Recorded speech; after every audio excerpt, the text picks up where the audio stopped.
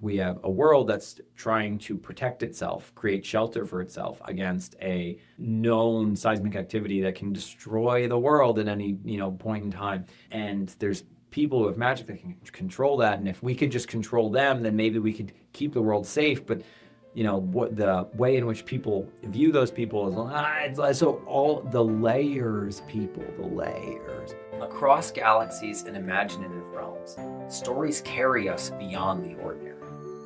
This is Reading Things and Writing Stuff, where we explore the craft of sci-fi and fantasy stories and uncover how legendary tales are built so you can forge your own. I'm Tim Fasciola, award-winning author of the Vengeful Realm series, here to guide you through the art of storytelling. Welcome back to Reading Things and Writing Stuff. In this chapter, we're going to be looking at social structures. And you're probably like, Tim, that sounds boring. Well, it makes or breaks your story. And you know what I love in stories is cohesiveness. When it's glue, it fits like a glove. Everything works and interconnects together. And at this point in your world building, that's what should start to happen. So we've talked about your magic systems. We've talked about the religions and the myths and the legends that have shaped your world. We've talked about what society's values are and how that drives them at different levels of Maslow's hierarchy of needs. We've talked about how geography and the climate shape and create relationships or deprive relationships and create rivalry. So if all of these things are true, next we're going to look at more of the social structures. So what does that mean? It means like, how does the government set up? How's the family unit set up? How does that influence and reflect the cultural values? And when all of these things align and create that collective cohesiveness, stories feel real, worlds feel real, and then we can dive in. So there's a couple that I've already referenced that I'm going to reference again because they are they've done it and they've worked. So the three I'm going to be talking about today, I want to talk about Game of Thrones, I want to talk about Red Rising, and I want to talk about the fifth season. And again, the fifth season, this is a world where, the fifth season is cataclysm, right? So there's seismic shifts and there's these origins that can sense whether, there's where this seismic activity, and they can even create seismic activity. And because that magic is so strong in a world where the fear is this fifth season, this, catastrophe happening, training people who can control this is really important, but also fearing people who can control this is a big part of the story and how that defines families. So the way in which these origins, however you say it, how they, because of the power they have, the whole world is shaped around them. They are, pulled, as soon as their magic is sensed, they're pulled from their families. They're ripped from their families and put into places where they can learn to control this potentially devastating and also world-saving magic. And this creates this strange dichotomy of we need you, but we don't trust you. And families turn on themselves, and that's the whole point of the story is showing how that impacts humanity, how that impacts an individual, how that impacts a family, how it shapes their world. And it creates this, because the layers are stacked upon one another, where we have a world that's trying to protect itself, create shelter for itself against a known seismic activity that can destroy the world at any, point in time. And there's people who have magic that can control that. And if we could just control them, then maybe we could keep the world safe. But, what the way in which people view those people is so all the layers, the way they fit together creates a story that people want to live in. Well, when I say want to live in, I mean keep coming back to, not actually live in it. Sounds horrible. And the fifth season, once again, the only series that's won back-to-back Hugos. That. Think about that. And the other story I want to talk about, so Game of Thrones, once again, this is one of my favorites. But the way in which the social structures are set up, and what I mean by this is it's more feudal. It's not a hard magic system. So it becomes more feudal, more familial, more geographically based loyalty systems. And how easy it is to manipulate that to gain leverage upon that. But in this story, what I think that's done really well is the cohesiveness of like the liege lords and then their bannermen, and like they have, their house words and their house sigils and their heraldry and this point of pride around, their family name or who they serve or the lands they live in. And that in and of itself makes for like really compelling but also believable and like grounded world building.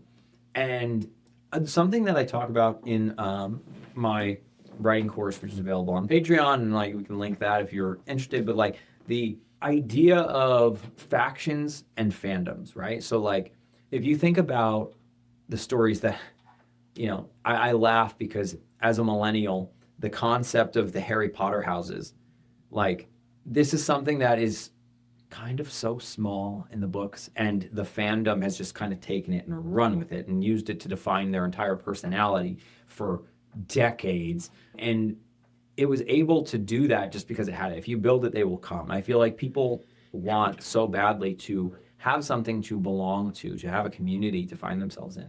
And so if you can create that in your stories, you can forge this place for people to come together and have that sense of belonging. So what the Harry Potter houses, like, and you have Hufflepuff and Slytherin and Gryffindor and Ravenclaw, and like based on your personality and your skill sets, and like you're going to end up in these places, and people have come to like literally run their life around that.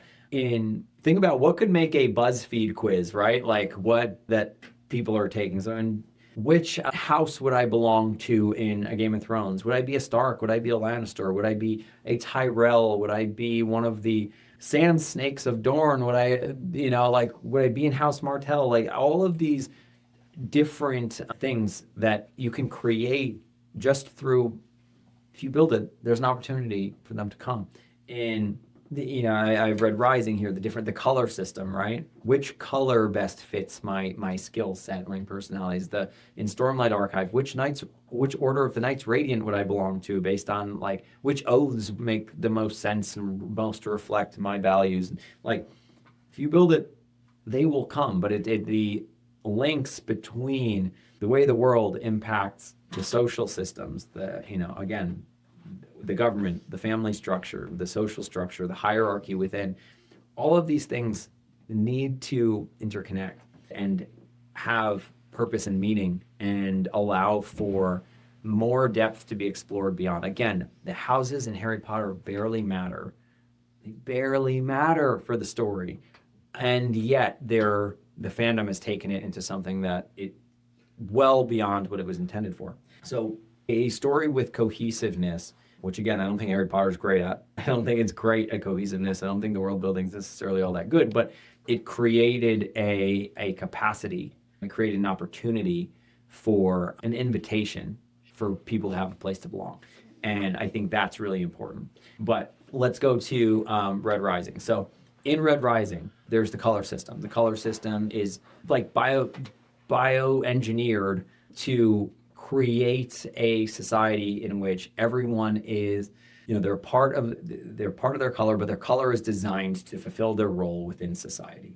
And, this is, a futuristic Earth. It is, whatever the year is, 2700 or whatever, and humanity has moved to the stars, and we have golds that rule, right? And they are the physical, mental, like titans. They're 7 feet tall. Their bones are like 6 times more reinforced. Their muscle, like they're Adonises, and they've been engineered to be that way in order to literally be imposing literally rule. And so because they've been engineered that way, that reflects their value systems, strength and domination. The family unit is used as what can help ensure power and control. So family is leveraged, it is utilized to garner more power and control.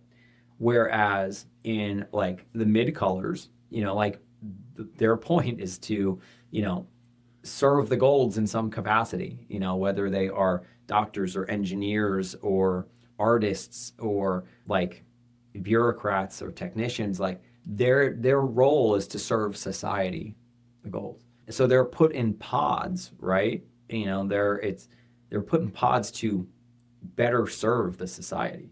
It's not really about the family so much. Whereas with the Reds and the Minds, like family is so important to them. The clan that they're part of is so important to them, and they've been engineered this way to basically, like, they love so hard because that's the only way to keep them. They love, they sing, they drink, they dance. Like they value these simple things because that is all they're allowed to have. That's all they're ever going to have. So they engineered them to be loyal. They engineered them to value these things because that's all they wanted them to have. And when you have this connectivity, you can endure like so many other tortures because you have what matters most to you. You have your family, you have, your friends, you have your purpose, and they're built to be loyal to that purpose. And so everything kind of trickles down from that. And when you build a world that the families, the government, right? So in Red Rising, there's this sovereign that rules over the galaxy. In the Song of Ice and Fire, it's the Iron Throne that rules over Westeros. The fulcrum in the 5th season that kind of controls the origins. Like all of these things, like they're layered in such a way that allows each of them to hold greater meaning, more significance. And well-constructed worlds foster narrative, foster theme, and once again, theme is the land we arrive at. That is the takeaway that the reader is going to, like, when they close the book, when they finally, go, wow, and they close the book, this is what's going to, like, stick in the brain box, enter that meaning-making cycle. And this is really where the magic happens, because when it enters that meaning-making cycle, when it registers, it matters, they're more likely to talk about it. People are more likely to become salesmen for your stories. So if we can understand that the world you create, the value systems that are instilled, the religion and the faith systems that are involved, how all of that comes together to shape the social structures, the family units, the personal belief systems, like all of the layers to cohesiveness, they all come together. I can't stress the importance of that. That's what makes a world feel lived in, as opposed to, well, I guess we have these ingredients. Like if you're making a stew, you're making a chili, right? Like, great, we have the meat, we have the beans, we have the chopped vegetables, we have tomatoes, we got, like, on their own, cool, not chili. So if we want them to come together, we need to make sure they all serve. If you just randomly said, what would also go well in here, and you just put a whole, I don't know, what would not go well in chili? What would just kind of ruin it? God, chili's great. Everything goes. But like it's something that just doesn't belong. We're going to put an orange in here and be like, oh, that's weird. It would stick out. It would ruin the narrative. It would ruin the flow. It would like just detract. And any, like the way the written word as a medium, it's been around, it's going to be around. I don't think it's going anywhere, but like there are so many things competing for people's attention, whether it's social media, whether it's TV, whether it's streaming now, like there's so many things with more instant gratification than books. So every opportunity you have, every opportunity you provide your reader to put it down, to be detracted for a minute and be like, is a possibility that they don't pick it back up, that they move on to the next thing. We know TBRs, to be read lists, like they're wild.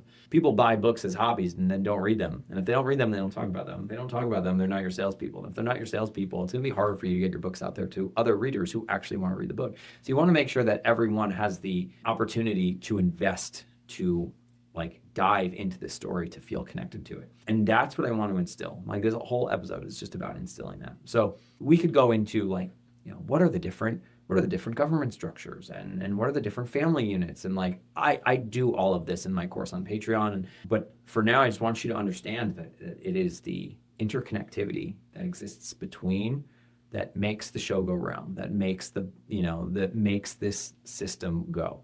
So thank you so much for tuning into this chapter of Reading Things and Writing Stuff. Hope you enjoyed. Turn the page and I'll see you in the next one.